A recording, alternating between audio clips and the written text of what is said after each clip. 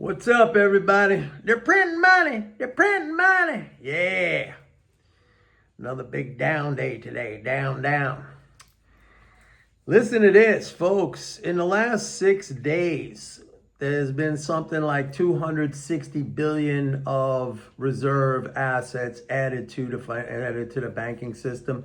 And in the last 2 months, there's been almost 600 billion net of reserve assets added. So that's the boat, man, filling up with water, bloop, bloop, bloop, bloop, bloop, going down. So it's funny to me because I just keep hearing well, you don't hear it now. That's the funny part, is all these people who, they're always screaming, they're printing money, they're juicing, they're pumping, they're juicing, they're pumping. We've had so much juicing and pumping and money printing over the last 2 months, and it's absolutely crushing the market. I mean, again, this is the analogy. I think it was a beautiful analogy that I gave you guys, the bilge pump analogy with the boat, and all of a sudden it gets swamped with water, and you got to pump it out. And the way they pump it out is with the sale of bonds. And, we're under the debt ceiling now. So, that's not really happening, at least not in the magnitude that it needs to happen. So that's the problem right there. And I'm almost kind of thinking, in a weird way, see, we're going to come into this period of tax strain. I've been telling you guys about this. I always tell you this way in advance. When are the tax strains? When are the quarterly interest payments? Blah, blah, blah, all this stuff. When are the Social Security payments? By the way, there was one yesterday. Yesterday was like a 58 billion or a 54 billion net flow. I mean, it's huge. The fiscal flows are huge, man. But anyway, because let me just finish that. The fiscal flows are huge, and it's all this, talk about cuts and Doge and cuts, it's just not showing up in the numbers. The spending, and like I said, almost 600 billion in net reserve assets added to the financial system in the last 2 months. What do I got in my freaking eye? So, so I'm laughing because these people are always screaming, they're printing money, they're juicing, they're pumping. We had so much juicing and pumping, and the market's getting crushed. Oh yeah, here's what I was going to say. I'm almost thinking the tax strains that are coming up. We got one on Monday for S corporations. That's a small one. I mean, last year, I think it was something around 50 billion, 45, 50 billion, something like that. It got recovered pretty quick in 6 days. So it's kind of modest. It's a small one.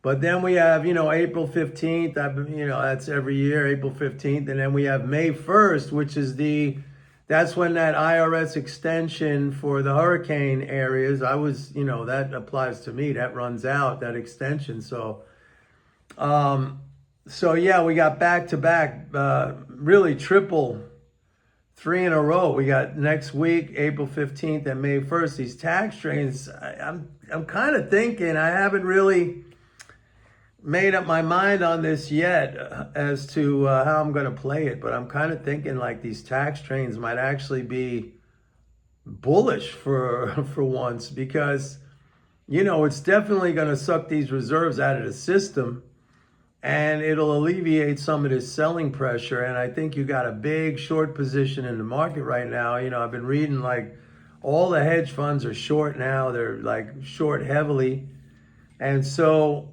we could see a nice pop with these tax strains, which would be, normally that would be unusual. I'm always telling you guys, okay, tax strain is coming up, be on the defensive. If you're a trader, you might want to play it on the short side. I don't short stocks and I don't short the indices anymore. I spent years doing that as a floor trader and never really made any money. I mean, the money I made was really on the buy side. And the biggest guys, and I've spoken about this in the past, the biggest traders that I knew on the floor, in the pits, in the trading pits, and I traded S&Ps in Chicago, and I traded gold. Well, gold, it was kind of opposite in the years that I traded it. It was definitely going nowhere. So selling it was a thing. But definitely in Chicago, in the S&P, the biggest guys in the pits who made the most money, they were always on the long side. And for some reason, most of us in the pits as independent traders, we were selling all the time. You know, and I've said this could be like a very interesting, well, the pits don't exist anymore. Everything's electronic. But at the time, I used to say that could be a very interesting thesis, psychological thesis, if you were going for your PhD in psychology or something like that, like to go in there and interview and examine, like, what is it about? Like, we all wanted to go short all the time. Like, we always wanted to go short, thinking that, I think it was just because, like, when the market breaks, it gins up some kind of high level emotional reaction in people. You could see, because fear, I think fear is more powerful than anything else. It's more powerful than greed. It's more powerful than love. I think fear, I don't know. I mean, I don't know. All I know is, like, we all sold, and there would be one guy in the pit, or two guys mainly, who were on the buy side every single time, and, you know, they made big, big money. We were all selling. Every single time it popped up, we sold. Every single time it went down, we sold, and we sold into the hole, and then it came right back up in our faces. We were always selling. So I don't go short anymore. My whole approach in stock, the only leveraged instruments I trade, that's Forex. And, you know, I don't use a lot of leverage, and I watch it very closely, and I trade it on a macroeconomic understanding, basically, or strategy. But stocks, the whole game that I use is like accumulate over time and wait for these pullbacks, and you buy and accumulate, you know? So, yeah, I'm kind of thinking that this tax drain, we might see a rally out of this. I mean, it would alleviate some, I think it might alleviate some of this selling pressure, and that would trigger a short covering rally. So the shorts have been emboldened because, you know, the market is just getting pressured down every single day. So now it's kind of like a reflex behavior where every time it pops up, they're coming in selling. So if that selling is not going to be there and they're all short, I think we can get a pop anyway.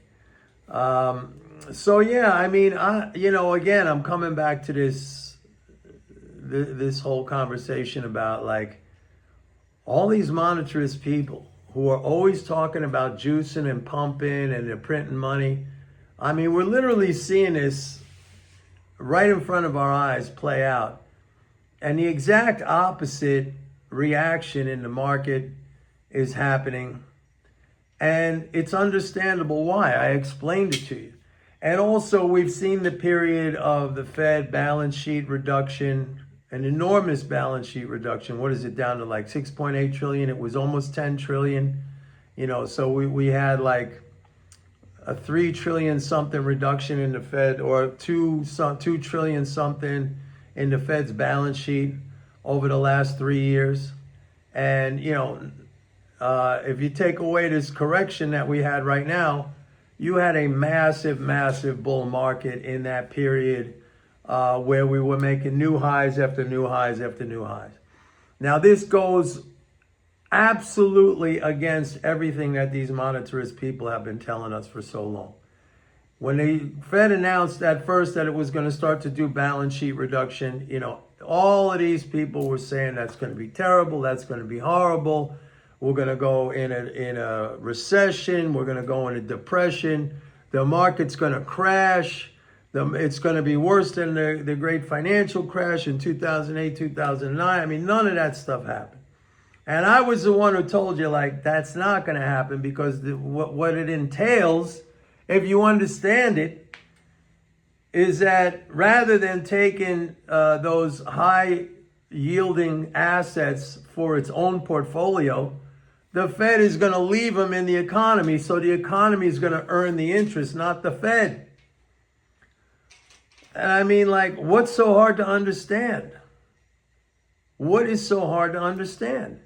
So that's exactly what happened. It was the same thing with the interest rate increases when I said, look, once the initial panicky reaction runs its course, and then I kept talking about we're going to hit the inflection point where, the transfers, the interest income transfers are going to offset any of the financial discounting. It's like an accounting thing, discounting forward cash value. Once that plays out, the interest income transfers are going to offset that in a big way. And that's exactly what happened. We went from basically zero interest income transfers to like over $1 trillion. I mean, you hear Musk talking about it every day, this supposed genius. This is another thing I don't get, to be honest with you. This guy, we talk about this guy like he is the second coming of Einstein, right? Like a certifiable genius, Elon Musk. And yet he doesn't understand the most basic principles of sovereign money. And he goes around talking about, that the United States is going to go bankrupt unless we balance the budget. I mean, it's the most ridiculous, asinine thing. And people talk about him as like the second coming of Einstein. I mean, the guy is an ignorant fool, at least when it comes to economics. I don't know, maybe with his other companies, he's got brilliant ideas and he finds the right people to execute. I don't know. But like, even when he talks about inflation, because the other day I heard him say something like, I don't remember exactly what he said, but he kind of went back on his, the U.S. is going to go bankrupt, more like saying they could print the money, but that's going to be inflationary or something like that. Let me talk a little bit about inflation, because he said, oh yeah, inflation is a tax. This is wrong, folks. It may be a tax on consumers.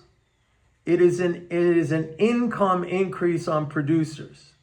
Just like deflation is like an income increase on consumers and an increase and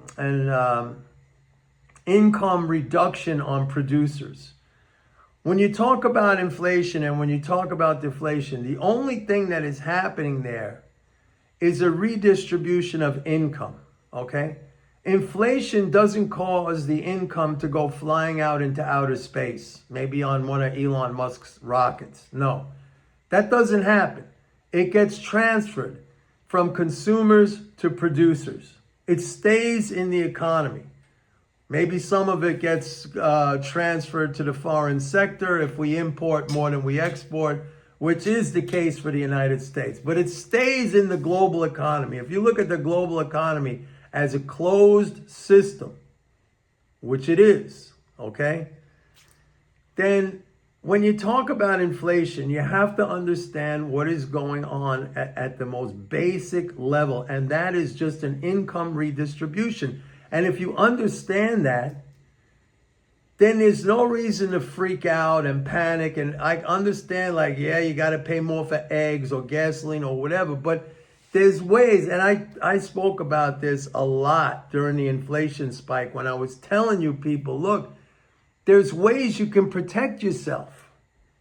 The stock market is a fantastic vehicle. Now, okay, I admit, maybe you cannot protect yourself completely. I don't know each of your financial situations, but I always say, like, at least try to do something. At least try to help yourself a little bit. If for nothing else, then it'll make you feel better. It'll make you a savvier individual. It will make you, just a sharper individual. You won't feel like, you're being stepped on as much. Like, I know that feeling, and everybody wants to whine and bitch and complain about it. And yeah, it sucks when you go to the grocery store and you buy 5 items and it's like $70. That sucks, but there's ways you can at least try to protect yourself a little bit.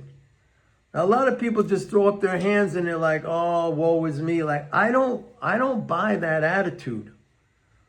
I don't go along with that attitude. I mean, my whole credo, my thing is like, I'm always trying to help myself in whatever way I can. Okay? By learning, education, just elevating myself, trying new things. All right?